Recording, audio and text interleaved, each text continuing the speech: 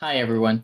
Welcome back to Bufnagle the podcast, where we explore entertaining and enlightening discussions of the adventure of life and all things good.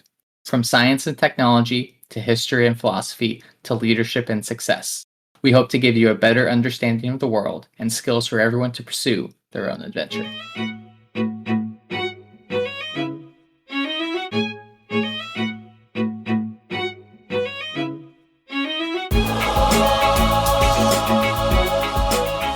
Hi, everybody. Welcome back to Bufnagle the podcast, where we talk about all things good in the pursuit of the adventure of life. I'm Zach, and we're going to kind of just see where this show takes us. We're going to hop on the road, see what exit we take, and wherever we get to is where we're going to get to. And it's going to be a fun, fantastic trip of a show. And however, I can't do this one alone. So as always, I'm joined by Rafe. Rafe, how you doing today? Zach, I love what you did there. That was awesome. Hey, I am phenomenal. Today is a great day to be doing a podcast with you, and I am, as always, coming after this Thanksgiving holiday. I am eternally grateful for all those folks that are out there listening. We appreciate you having us. We appreciate you being here, I guess is the way to say it. Yeah.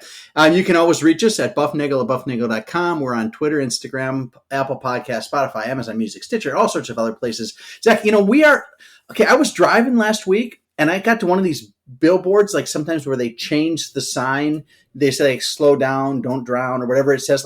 And it said, don't forget to listen to Bufnagle, the podcast. It said that right on the interstate. We are everywhere, Zach. If you are new to this podcast, hey, welcome. We are glad you are here. Give us 4 episodes and we'll give you a reason to come back. We're talking about lots of different things. So remember to tell a friend to listen. You get a free episode. Remember to subscribe. That was the I word. Remember to subscribe because it doesn't cost you anything. Leave us a 5-star review. And if you leave us a 5-star review, Zach, what do I get? You get me donuts. I get Zach donuts, and I get chocolate pudding. So that is a great, great thing. So, Zach, what does the road have in store for us today? The road has many things in store for us today. Like you mentioned, there are billboard signs that are reminding people to, listen to us. And, we couldn't have those billboard signs if we didn't have the interstate system. And despite the fact that it feels like the interstate system has been around forever, because every time you turn around, they're doing construction on some interstate. There's holes on some interstate, or they're building some new piece of the interstate to connect City A that you didn't know even existed to your hometown. This thing is barely, technically, like 30 years old, if you really want to make the argument. You can make the argument that the interstate highway system is less than 30 years old. I would love to call it, you tripped a little bit on your words, so I thought it was really funny. I wanted to call it the interstate system because we can get I might start calling it interstate, Zach, just like the statute of limitations. I'm going to call it the interstate. All right, so we're talking about the interstate highway system. So, Zach, so when I was in driver's ed, we learned about interstate highways and we learned about regular roads and like the dirt roads where I grew up on. And the interstate was a big thing, but I didn't realize how big it is. I just looked this up the other day. There are, as of 2018, 1/4 of all vehicle miles in the U.S. were driven on interstate highways, right? But the interstate highways, there's approximately 48,000 miles of Let's round up to 50. Okay, that's a good idea. We'll call it 50, right? 50,000 miles of interstate highways. And there's a total of 4.2 million miles of road in the U.S. All right, so the interstate highways are about 1.1% and they carry 1/4 of the nation's traffic. It is an amazing engineering feat, and it kind of got its start in the early part of the 1900s when cars started becoming more important.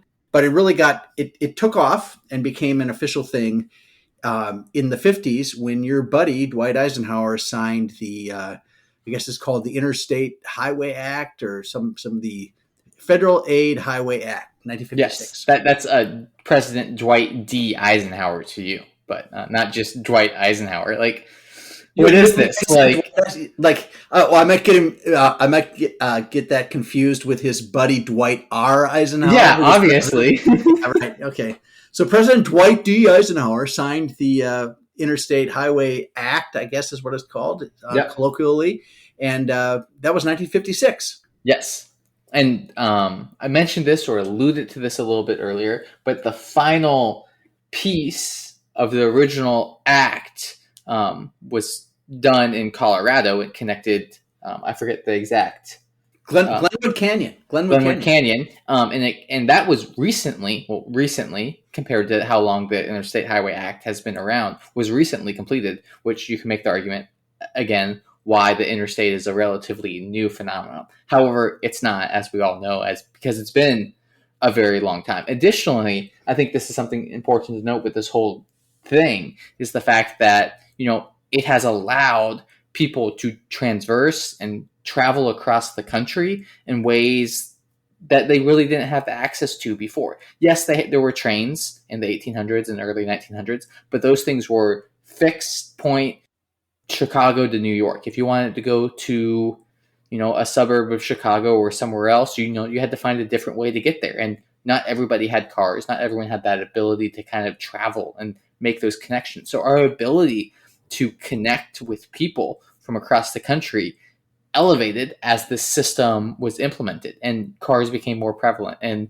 trains went away. And then additionally with that, there was the rise of airplanes, and all of that mixed together has given this rise to the fact that we can have bigger, better, more interactions with people across the country, because it's kind of easier to get across the country. It might take a little bit of time, but it is doable. Yeah, I've driven a lot of interstate highway miles in my time. And when I was in graduate school, Zach, I met a young lady. All right. I met a lot of young ladies, but I met one particular lady that you actually know right now. And so I was in Fort Collins, Colorado, which is on what they call the eastern slope. So it's on just before the foothills, it's north of Boulder, just a little bit south of the Wyoming border. And sometimes I would go to her house. She lived in Grand Junction, which is on the far western side. So what you do is you drive down I-25 to Denver, and then you pick up I-70 in Denver, and you go across the mountains. And the highlight of the trip from Denver to Grand Junction is the passage through the Glenwood Canyon. And the Glenwood Canyon is a remarkable natural piece of geologic formationing. Right? And the engineers with the Interstate Highway thing, they put 4 lanes of interstate and the Colorado River and a railroad through Glenwood Canyon. And when this was being built, do you know who John Denver is, Zach? The singer. Yeah, he was a singer. Take Me Home, Country Roads. That's exactly what he said. Now, this is not a country road. Country roads. Okay, we're not going to sing here. Is that? Well, we could do that. We'll do that. Bufnagle the musical, the podcast, or Bufnagle the podcast, the musical. I'll let everyone vote and decide on what it should be in the future. And we might have a surprise. Tuesday morning when we do fantasy camp, Zach, we'll have song night, and we can karaoke night or song night, because those two things could be very different. Maybe we could do both. If you write your own song and you have it recorded, and then you sing along with it, that's karaoke night, but it's song night too. But you know who does karaoke? Harry does karaoke. My brother. Yes. He's all right. No, he's all right. All right. No. Anyway, so John Denver in the 70s, when he was very popular, he's just a guitar player and singer guy, right? And he actually, to protest the highway going through there in the 70s, he threw a silver dollar across the river, all right, as a throwback to the George Washington throwing a dollar across the Potomac. I don't remember what that story is exactly, but Washington is credited with throwing a silver dollar across the Potomac for whatever reason. John Denver threw a silver dollar across the Colorado River. At that point, it was it's really narrow, Zach. The highways are stacked up on top of each other. They go zigzagging through all sorts. There's like 40 different bridges in a 12-mile stretch. There's tunnels that are going both ways. There's a You train that's enter going one, through. you exit out of the other one. It's like a It portal is. system. It is like playing Portal. It's like playing Portal in a car. Like you go in this one, next thing you know, you're on a train. You show up at the Upside airport. down and backwards. Oh yeah, driving on the ceiling. I mean, it is incredible stuff. But they finished that, Zach, right after we left Colorado. We left there in 92, 91, 92 time frame, moving to Kansas City. And they finished that up in October of 92, and that became the completion of the initial interstate highways system planning. Yeah, and they did do that. But in order to plan that and finish it in 1922, there had to be an idea that was flourished. And that idea flourished from our good buddy, Dwight D. Eisenhower, which is why in the interstate system, the I in like I-95 stands for Eisenhower. Yeah. Now we have had this podcast for over a year now. All right. And that's one of the jokes that Zach makes all the time. It's one of my 3 jokes. Thank you very much. One of the 3 jokes is that the I in like I-95 stands for Eisenhower. Okay. Because he invented the highway, but he actually did not invent the highway. That story is kind of what we're here to tell a little bit today. In 1919, Eisenhower, he was a lieutenant in the Army, and he did an expedition for the White House, starting in D.C., and he went to San Francisco. Yeah, so they drove. There were no highways at the time. There were just, there were state highways. There were, ways to connect the local populations. There was not a national way to bridge communities together. It was just, Dwight, okay, west is where San Francisco is. Car, go. Well, it wasn't just a car. What could go wrong? It's a convoy, Zach. Okay, so you've seen these. Okay, so Harry used to drive convoys. Do you remember that when he was out in Tacoma, and he would tell us about driving these Army convoys out to Yakima, and how long does it take to get to Yakima from Seattle, Zach? It's like 2 hours, 2.5. It would take them all day. 3 hours, maybe. Yeah. Yeah, because the things are always breaking down. But that's on I-90 and I-82 or something like that to get out to Yakima. But Eisenhower did this in 1919 as a 28-year-old lieutenant. They went from, like you said, D.C. to San Francisco. It took them 62 days. They left in August and they got there in October. 62 days to cross the country, and they were like, there's a better way to do this. There's a better way to do this, and FDR saw that there was a need for that as well in the 30s, because cars became very important in the 20s and 30s. But in 1956, when Eisenhower was president, things were ready to go. He had seen the Autobahn in Germany. He had seen those large highway systems, and they did some political wheeling and dealing and put into place a federal standardized US interstate highway system. It's a nationalized system. So a lot of people, there is, Minnesota Highway 5 or Minnesota Highway 50, whatever it is. That is a state highway.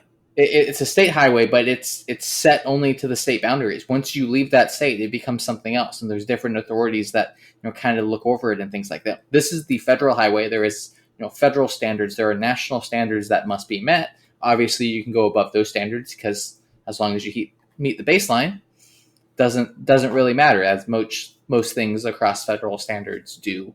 But that's a weird legal nuance point that we don't really need to get into. Yeah, we don't. We're not going there. But no, these highway systems, like you said, were national to connect the country to coast to coast, to allow people to have ease of travel, to do these simple things. Now you can drive from New York to LA and it takes like 28 hours if you drove it straight through. Well, I think it's a little longer than that. But we depends on how fast you go. It does. During early COVID times when nobody was on the highway, people were speed racing from New York to LA and setting new records for how fast it took them to get there. But that's a completely unrelated point, and we do not condemn on this. Do not support. We do condemn. We do condemn. Nah, I'm not sure if we condemn or not. We do not condone. Support. We do not condone.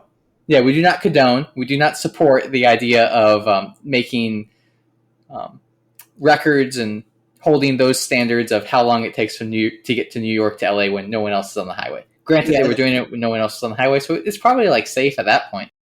yeah. Well, we're just going to leave that as a something that we've read about, but we've never done it, right, Zach? No, No, never done we've that. never thought about doing that. No, no. Convicted? Convicted? No, never. All right. So okay. So the federal U.S. Interstate Highway system, all right, has the thing that's really nice about these highways.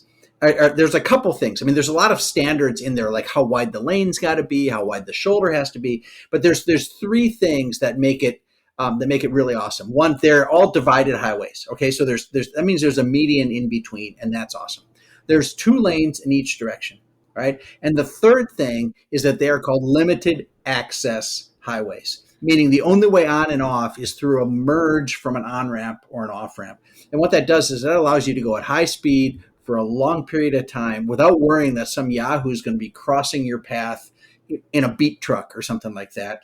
And so you don't have to worry about that. The beet truck will merge onto the lane with you and give you the opportunity to go around. And that allows the traffic to keep moving and allows you to get where you're going in time for Christmas dinner with grandma.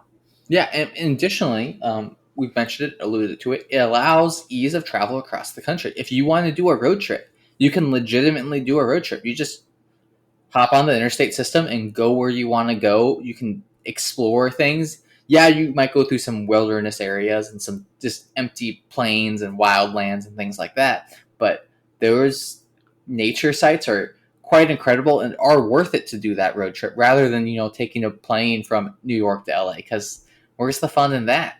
Well, there's something to be said. Like I drove over Thanksgiving. I went from Indianapolis to Fayetteville, North Carolina, to our southern headquarters down there, and then I came back on Tuesday after that, and I had a wonderful drive from Fayetteville up through. I stayed with friends outside of Dayton, and I drove like if you ever been to Central North Carolina.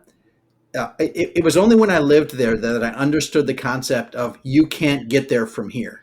Right there, it is a really difficult way to get around until you get on the interstates. So I drove from Fayetteville on some state highways up to Winston-Salem, and then I picked up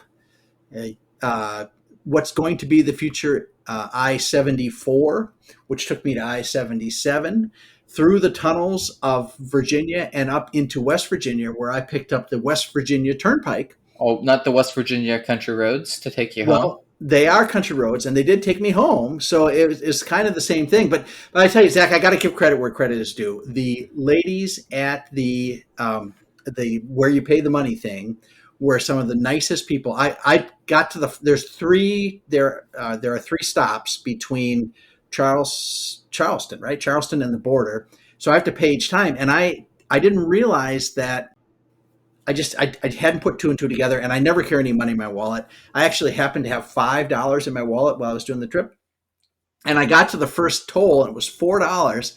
And I said to the lady, so what am I going to do when I get to the next toll? She said, well, you can get money at one of these, at an ATM if you stop on one of the exits.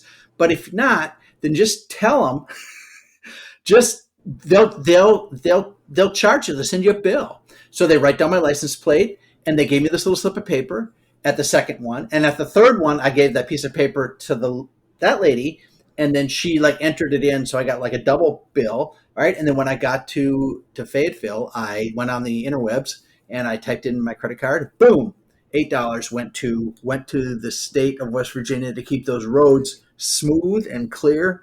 And that's a very pretty drive there through the mountains of West Virginia. It's a little different than the drive across Kansas. You got to keep your speed. You can't go 80 because it's a little bit windy. But it was, Zach, the ladies were wonderful. They were so nice, and I got to say that makes all the difference in the world. Getting screamed at to throw $1.10 into the bin is not as much fun as chatting with the lady taking the toll. So you mean the Chicago, Illinois tollways? Well, the Chicago, do you remember, Zach, in the day when you used to throw the money? Yeah, I remember one of those, and we tossed one through, and we timed it perfectly when the thing went. It was pretty great. Yeah, I used to give the money to the kids in the back seat and let them, How could that be a bad idea? Yeah, I was like, that's not. Yeah, that's going to work real well. One of the first times your sister ever drove was Yep. on I-294 outside of Chicago in a rush hour, and it was like she was like, how am I doing?" I was like, "Just keep going, keep going." It was just Stay stay between the between the navigational lines. beacons. Yeah, that's right. Do a little Alan Jackson there. So, all right. So we got this Highway Systems Act. This thing was signed into law in 1956. It was supposed to get this. I love the budgeting ideas of this stuff. It was supposed to cost $25 billion over 12 years. Okay. It took 35 years and cost an inflation adjusted amount of over $500 billion to build that thing. Right. That's a lot of federal dollars building highways. But you know what? We now have 48,000 miles of 2-lane, limited access, divided highway that That you allows can us go at high speeds. to go at high. Yeah, and Well, high speeds is relative. Obviously, you're not going to be going 200 miles an hour like you would at Daytona 500 or Indianapolis 500, but you can still travel very quickly across and through state lines. And when I lived in Spokane, we could get to Seattle in 4.5 hours, which was really great for us because that meant like it was one of the few road trips we made in college where we didn't have to, get a hotel for the night before. So it's those little things that this system allows us to do is fantastic. yeah, and so there's like when I was in driver's ed, this was one of the things we learned. We learned about numbering systems for the interstate highways. And did you ever learn that, Zach? No, Did you learn how they to told drive? us the pedal on the right was the gas. If you had a car with 3 pedals on it, you should get a new car. That's what they said. They alluded to that. Yeah.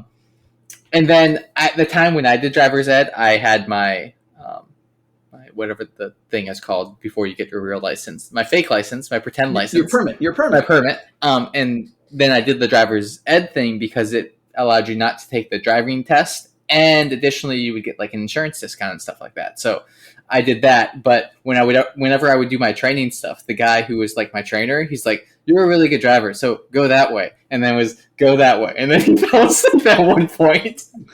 You got lost in Nashville? No, I didn't get lost. He just fell asleep, and I was just like, "Okay, let's keep driving." Wait, was it just you and him? Yep. Wow, wow. That's driver's ed. We had a whole half of a semester, or half of a whole semester, in school.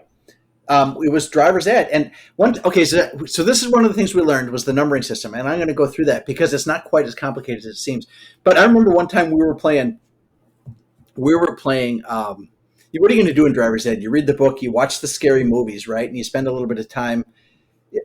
Well, when I took it, they had these like simulation machines. Yeah. So everyone had like the simulation machines were set up the same network, which then people got smart, and then they realized that they could race each other. So you were on the so our simulator, Zach, was a semi truck. Okay, a semi trailer. Yeah. There were little chairs in the semi trailer, and it was just a movie. The movie would come down, and you had to kind of like steer the car between the thing. You had to brake when the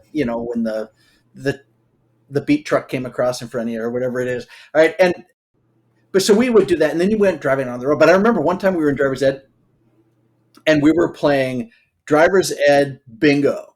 Okay, so like you had 2 teams, and they were and they were opposite sides. And my beloved Coach Hauser, who also coached the football team, he was teaching driver's ed, and I love Coach Hauser, and I think he was a great football coach, and I think he did driver's ed because they had to have him do something else. So he was doing driver's ed, and he said the question was, what 3 things make carbon monoxide so dangerous? Right, that was the question. Okay, and if you got it right, then Pretty good question. Well, it's a pretty good question. Okay, so I'm thinking so if our side won, then we got to put the X in the middle square or whatever. That's what you got to do. Yeah. Did I say bingo? No, tic-tac-toe. Driver's ed, tic-tac-toe. Okay.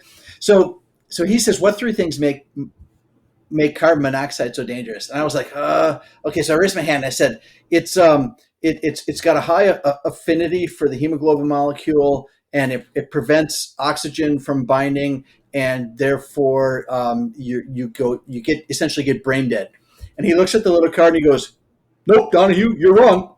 He says, The three things that make it dangerous are it's odorless, tasteless, and colorless.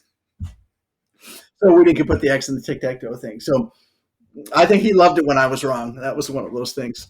So okay. So we got numbering systems. Okay, so the main there are primary highways and then there are auxiliary highways. Okay, and the primary highways are the ones that have a 1-digit or a 2-digit name. All right, Your so I-5s, your I-65s, I-70s. I insert your favorite 2-digit number here.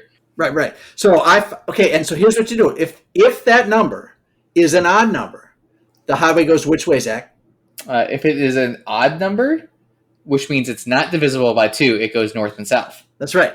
And if it is divisible by 2, that highway runs east and west. Okay, and there's a couple places where those two highways, like in Virginia, in central Virginia, near Wytheville, you have I-77 and I-81 share the same road. They go up. They're kind of both going northish, but they share the road for a while and they cross and they go back up. And at that point, the roads are actually going east and west. But I-77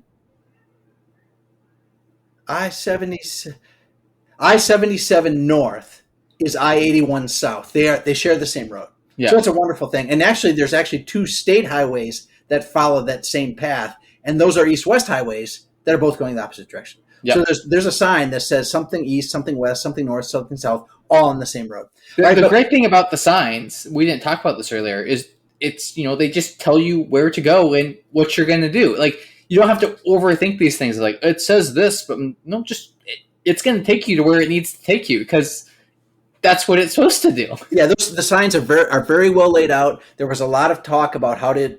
Before that, Zach, all the states, all the municipalities had their different signs. It's like the time zones. Everyone just made up whatever was easiest and best for them.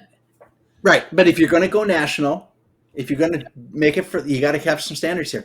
So there are little things like that. So where it'll have a sign that'll say, exit 44 coming up. All right. And if there's a little sign at the top of that sign, it's smaller. It says exit 44. If that little sign on the top of the sign is on the right, then that means that exit's going off to the right. But if that little sign is on the left of the big sign, you're going to have a left exit.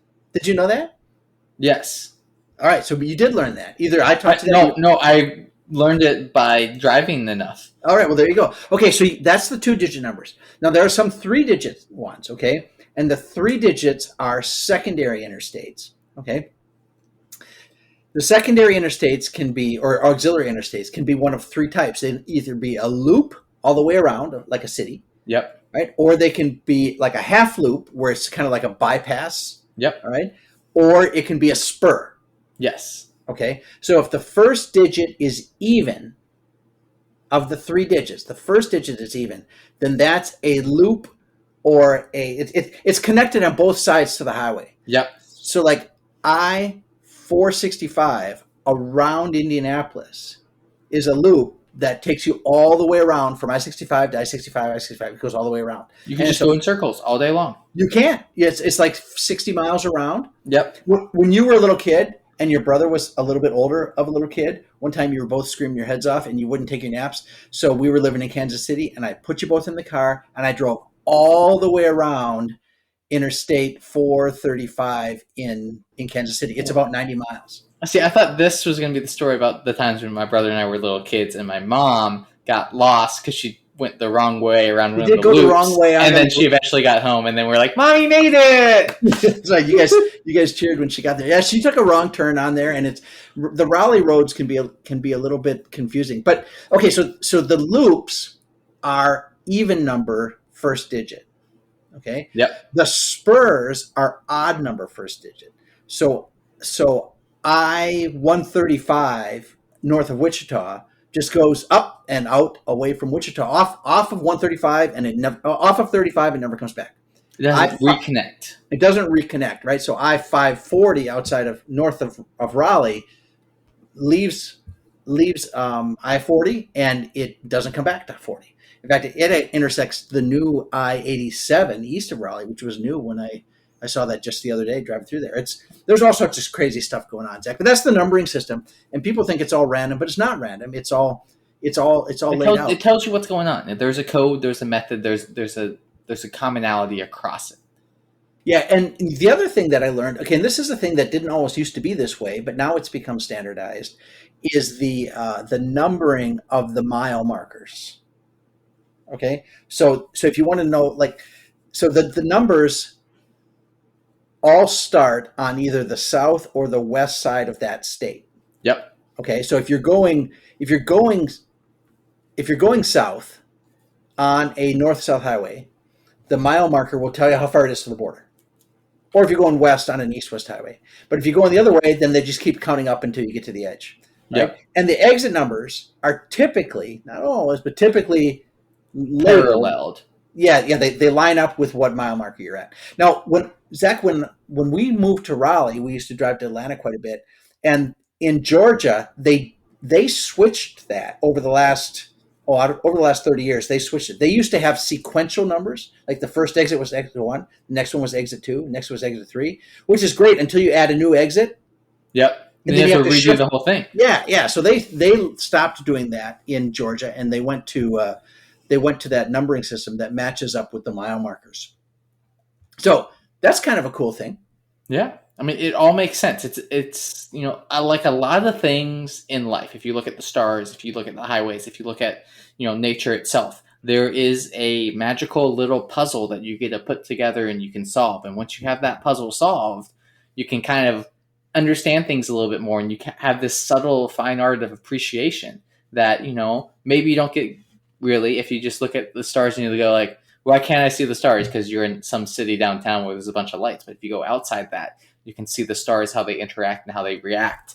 We've talked about this before with the Romans, Egyptians, and Greeks, how they used that system to know the seasons and what was coming and what wasn't coming and what to expect in the future. It's, everything we have in our society and life, there's a little mystery, a little riddle to solve. And once you do, you kind of figure it out and you're like, cool, ready for the Yeah, next one.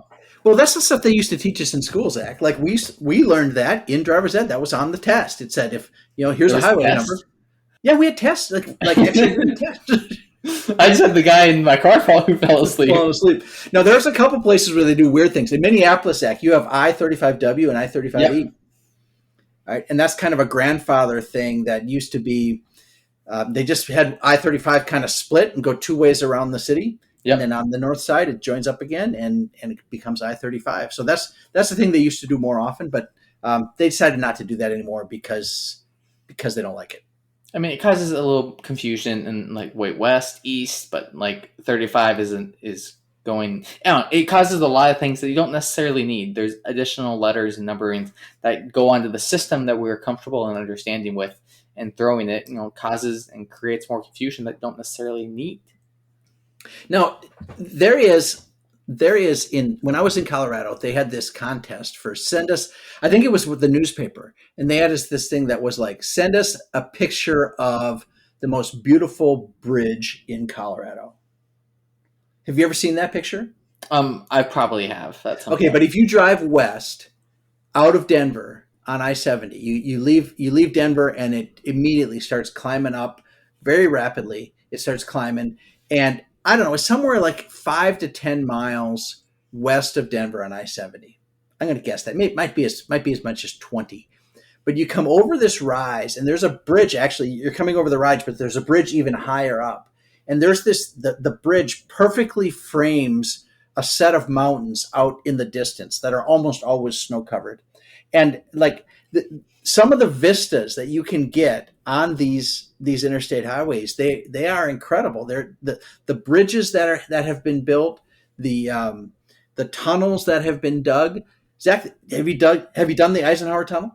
I have. All right, so there's actually two different tunnels there at the Eisenhower tunnel, and one's named for our buddy Dwight, not his brother Dwight R. Right, Dwight D. Eisenhower. That's the westbound tunnel, but the eastbound tunnel is named for a different guy. Yes. I don't know the guy. No, he's Edwin Johnson, and he was a guy from Colorado who was like, "Yeah, we love interstates. uh, I'm a senator and I'll vote for that as long as you put my name on a tunnel. So that's exactly that's how he sounded. I've heard recordings of him. He sounds exactly like that. But Wait, some so of what you're those, saying is I should become a senator, and then we could have Bufnagle Tunner somewhere. okay, that is we have to. Okay, you run for office and you get Bufnagle on a tunnel. So, all right, yeah. So, but That'd be a Zach, great story. when I drove back from Fayetteville to Ohio on Tuesday, I got off of the interstate in eastern Kentucky and came up through Ohio from Gallipolis Oh, up to that's a made up Dayton. word. It is made up. It's a polis named after Galileo. Yeah, that's right. It's named after Galileo. That Not makes really. sense. Well, I don't think it is. Maybe we'll have to look that one up. But I took US Highway 35 from there to Dayton, and that is a beautiful stretch of road. It's a because it has all the things you need. It has almost all the things you need. It's a 2-lane divided highway with very minimal cross traffic. In fact, I'm thinking I don't remember any stoplights or stop signs on that stretch of I-35. And there's another highway that kind of parallels the Ohio River between Ashland, Kentucky, and Alexandria, Kentucky, just outside of Cincinnati. It's called the AA Highway. It's not named after Alcoholics Anonymous. It's named after those two cities. And that's a beautiful highway. And it's got one or two stop signs right in the middle of nowhere in, I think, Maryville, Kentucky. But that's a wonderful drive too. So as awesome as the interstate highway system is, it has Zach. There's some. You remember the movie Cars? I do. We talked about Lightning McQueen last weekend, right? I know. But It's a thing. It's a theme. It's a premonition. There we go.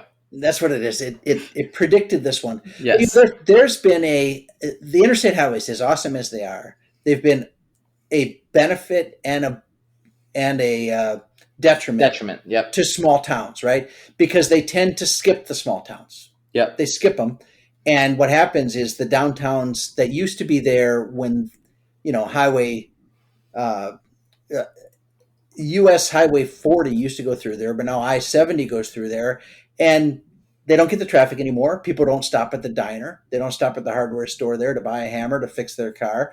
And it has hurt these little communities. And that was part of the thing with cars. You remember that? Yep. There was a lament. The illusion was to the great American road trip of you would go to these cities, you would see kind of the areas that you weren't comfortable with or you didn't know existed, and you could experience that culture and you could have that benefit and positive thing in your life because you did this road trip across the West, or you did this road trip through, the Appalachian Mountains and, the East. It's Yeah, something that's been lost a little bit. that is the one lament that I have about I can get from Indianapolis to Fayetteville in a day. But you know what? I don't get to see what I might used to see. Right? I don't get to stop at the diner, and it's the same. The McDonald's is the same everywhere. All right, the Chick-fil-A is the same everywhere, which is beneficial because you know what you're getting, and it's also a detriment because it takes it the local places have lost their flavor, and I'm just trying to figure out how I feel about that, Zach. I love it and I don't like it, right? So it's what do they say, bittersweet, right? Yes. But like we said, these highway systems, they allow us to connect. So maybe, the onus is on us a little bit to, maybe connect a little bit more and use and explore these routes and see where they take us. I read today on the Twitter machine that in the 1920s, you could go from Boston to Chicago by a sequence of small intercity trolleys with only one little break of about 40 miles. But you could go the whole way on trolleys. Right? And so that was the guy who posted this is a guy who was a big fan of, I guess you would call it light rail, small local light rail. Yep. And he doesn't like how our society has become highly automobile dependent. Yep. right? And there's some things that are great about the automobile. I can go a long ways very fast, but there's some things that get lost. I'd really like to be able to walk to places, right, that I used to in my small town. But now, since I live in the burbs, everywhere I go, I got to do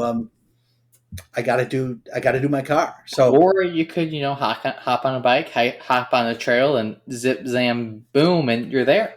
well, that's what I'm going to do, Zach. I'm going to get myself. I haven't had a bike for a while. I had a bike when you guys were little, and You that taught me how to bike, ride said bike. no, I got you a bike, and then we had a. I got rid of my bike. I didn't lose my bike. My bike wore out, Yep. and I haven't had one since. But I'm going to get a bike. I live now in Indianapolis, and there is a great rail trail. We'll have to talk about rail trails sometime, Zach. They are phenomenal things.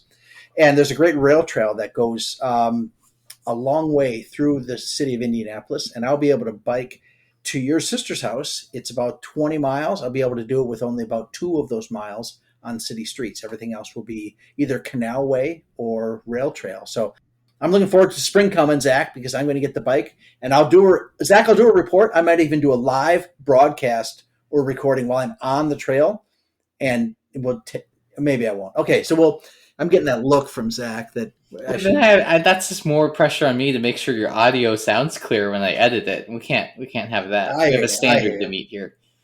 Yes, is that what we're doing? We have standards, just like the interstate has standards, and that's what makes it work. Yeah, that's very true. I mean, interstate's a great thing. You get to take these routes and you get to see some pretty cool scenic stuff. One of my favorite memories ever is we're driving north past Portland, Oregon. We're on the outskirts of the city and it's dark outside, but you saw the city all lit up. The moon was out. This the way the clouds, everything is just like I had the opportunity to go on that trip and see that. I've been, crisscrossed across the country, up and down both coasts, through the Midwest, through the Great Plains, and you see some pretty amazing stuff just by the nature and stuff that the interstate highway system allows you to see and allows you to be part of those communities in a little different way that you might not have known. But I guess with all that said, I want to thank you all for listening. I want to remind you all to go seek the good, be the good, and spread the good. Enjoy the adventure of life.